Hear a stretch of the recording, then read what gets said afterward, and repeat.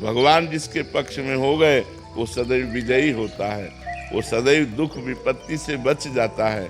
इसलिए खूब नाम जप करो, कोई तुमसे द्वेष करे तुम्हारा कुछ नहीं बिगाड़ सकता। वो अपने आप माया मुक्त हो जाता है जिसके ऊपर गुरु की कृपा रहती है, जो गुरु का गुरु मंत्र लेकर के निरंतर। आप सोचो, हम आप मनुष्य हैं, जब भगवान श्री कृष्ण जी संदीपनी जी को गुरु मान करके उनसे शिक्षा दीक्षा ले रहे हैं, भगवान राम जी, गुरु वशिष्ठ जी, महामुनि विश्वामित्र जी, इनके चरणों की सेवा करके शिक्षा दीक्षा ले रहे हैं, तो हमको भगवान ने अवतार लेकर के शिक्षा दी है, जिनकी श्वासों से चारों वेदों का प्रादुर्भाव हुआ।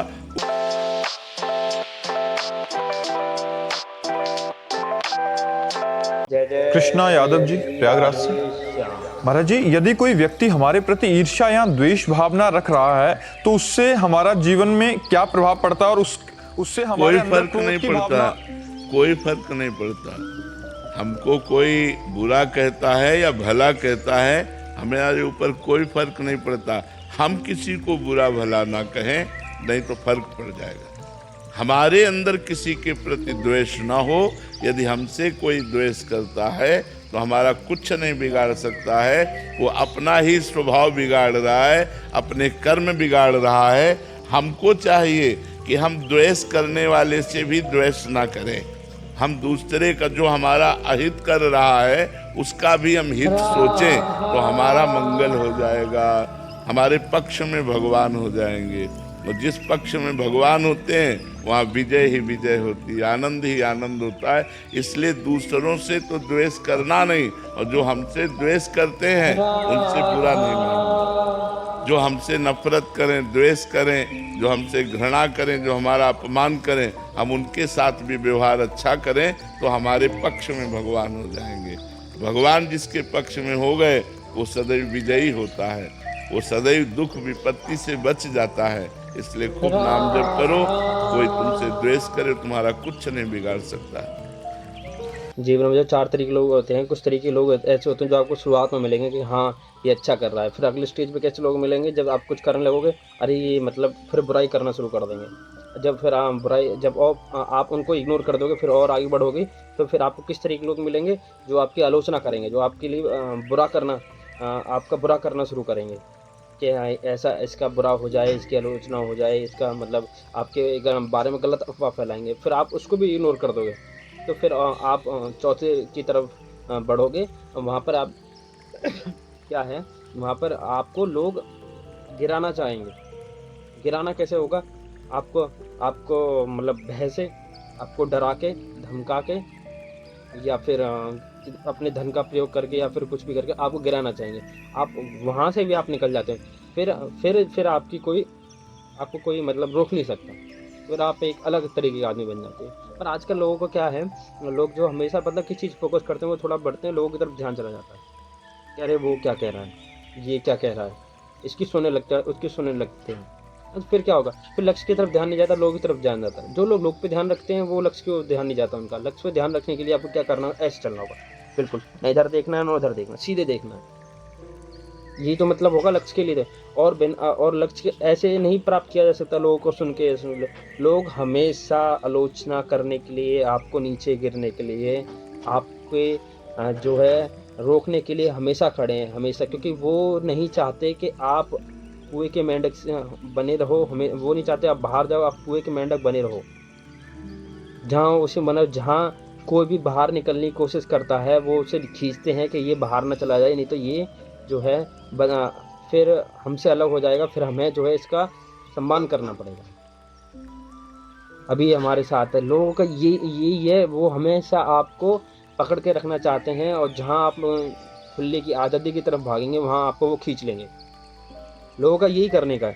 तो ठीक, सबसे बड़ा क्या है, लोगों की तरफ बिल्कुल ध्यान ना दें। जो आप कर रहे हो सबसे अच्छा काम क्या है, आप जो भी कर रहे हो उसको अच्छे तरीके से करना, उसमें परफेक्शन लेना, ठीक है। और अगर वो लगता है वो आपके हिसाब से सही है, अगर आप अध्यात्मिक हो तो आप जानते हो अच्छा बुरा क्या है, वो लगता है आपके अंदर, आपको लगता है ये सही है और मैं कर रहा हूँ, और फिर चाहे लोग अच्छा हैं कुछ भी कहें, लोग 100 लोग एक तरफ, मैं एक तरफ, क्यों? क्योंकि भाई मैं एक तरफ क्यों, मैं जानता हूँ ये अच्छा है और मेरे साथ भगवान है, इस चीज़ पे ध्यान रहेगा तो आपको कोई प्रॉब्लम नहीं होने वाली। पर आपको रहेगा कि मैंने ये काम कर दिया और लोगों के 4 उनकी कहानी सुननी, अरे भाई ये क्या कर रहा है, तो फिर कुछ नहीं होना भाई, फिर कुछ नहीं होना, फिर रहने दो यार, फिर छोड़ दो।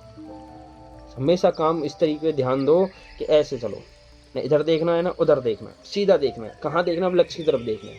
अब लक्ष्य वो आपका क्या है वो आप जाने, पर ऐसे ही हो सकता है।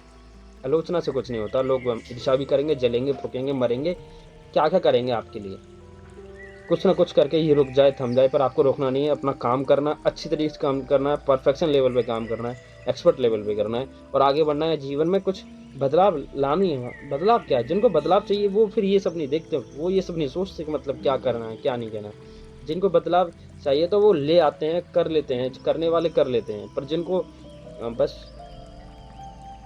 जिनको नहीं करना तो वो नहीं, वो इन चीज़ों में फंस जाते हैं। वो क्या कह रहा है, ऐसा कर रहा है, वो कर रहा है। छोटे लेवल पे छोटा काम होता है, जब सोच बड़ी होती है, लक्ष्य बड़े होते हैं तो फिर काम बड़े होते हैं, फिर ये सब देखा नहीं जाता। और जो बड़ा बन गया वही आपको यही बोलेगा कि मैं ये सब चीज़ें आई थी, मैंने क्या, मैं इग्नोर किया और मैंने जो है अपने काम पे ध्यान दिया, लोगों पे नहीं। और आज देखो कहाँ हूँ मैं। और फिर लोगों से हम प्रेरणा लेते हैं, पर हम यही काम जब हम कर रहे हैं, हम वो बात हमारे ध्यान में रहती है, लोग हमारी बुराई करें, हमें उनकी बुराई पे ध्यान नहीं देना, हमें अपने काम पे ध्यान देना। तो ये सब ना करें, निरंतर आप जब करते हुए अपने काम को करें और जीवन में उन्नति की तरफ जाएं, न कि लोगों की तरफ बिल्कुल नहीं जाना भाई। ठीक है, बढ़ते हैं अगले प्रश्न पे। आदित्य प्रकाश जी, प्रयागराज से। राधे राधे महाराज जी। महाराज जी, क्या भक्ति एवं आराधना के लिए मंत्र आवश्यक है? हाँ, बिल्कुल आवश्यक है। बिना मंत्र के कैसे बनेगा? और जब तक मंत्र ना मिले तब तक क्या करें? नाम जप करना चाहिए। और मंत्र क्या किसी से किताब से पढ़ के कर सकते हैं, गुरु से ही? नहीं, किताब से पढ़ के कोई सिद्ध हो जाता है क्या?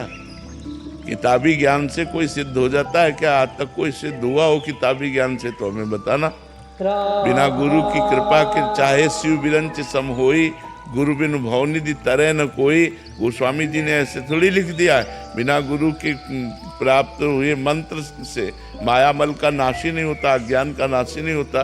गुरु कृपा पात्र को ही माया छोड़ देती है, अपने आप छोड़ देती है।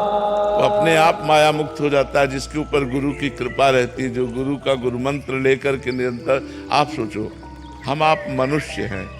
जब भगवान श्री कृष्ण जी संदीपनी जी को गुरु मान करके उनसे शिक्षा दीक्षा ले रहे हैं, भगवान राम जी, गुरु वशिष्ठ जी, महामुनि विश्वामित्र जी, इनके चरणों की सेवा करके शिक्षा दीक्षा ले रहे हैं, तो हमको भगवान ने अवतार लेकर के शिक्षा दी है।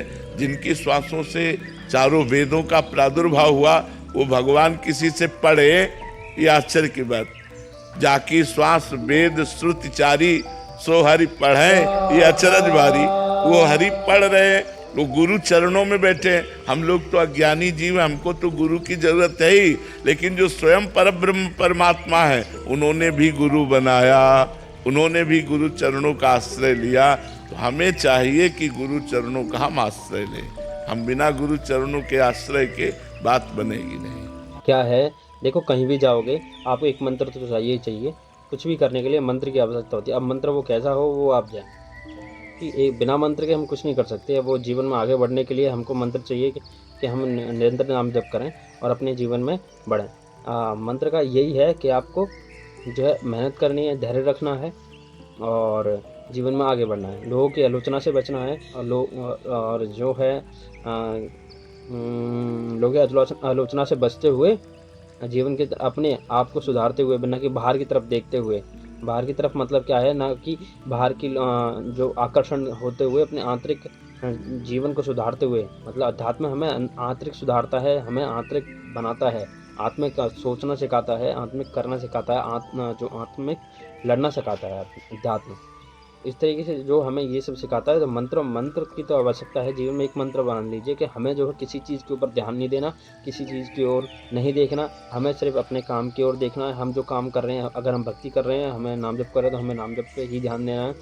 ऐसे जो हम कार्य कर रहे हैं उस पर हमारा पूरा फोकस होना चाहिए कि हमें यही मंत्र होता है, यही जीवन का एक मूल्य होता है कि हमें किसी चीज़ की ओर कभी ध्यान नहीं। तो जीवन का अर्थ कुछ भी नहीं है। अगर आप जितने भी बड़े महापुरुष देखोगे, आप जितने बड़े महापुरुषों से मिलोगे, आपको जो भी होगा वक्ता वो यही बोलेगा कि आप किसी को भी ले लो, आप यही बोलेगा कि आप भगवान को समर्पण कर दो, सबको अपने आप को समर्पण कर दो, अपने आप को समर्पण कर दो। क्यों? तो जैसा होना है वो अपने आप करा देंगे, चीज़ें अपने आप हो जाएंगी। जीवन का कोई अर्थ नहीं है हमारा, बस कुछ अर्थ ही नहीं है जीवन का, बहना है फ्लो के अंदर बस। हाँ, फ्लो के अंदर बहते रहोगे तुम, चीज़ों कहोगे मैं ये कर लूँगा, तो जितना आप करता भुगता हम सोचते रहेंगे हमारा है वो हमारा, फिर उस तरीके से वो बेकार होता रहेगा। ठीक है, मिलते हैं अगली वीडियो में नई Q&A के साथ। बोल राधा वल्लभ लाल की जय। Okay, let's go.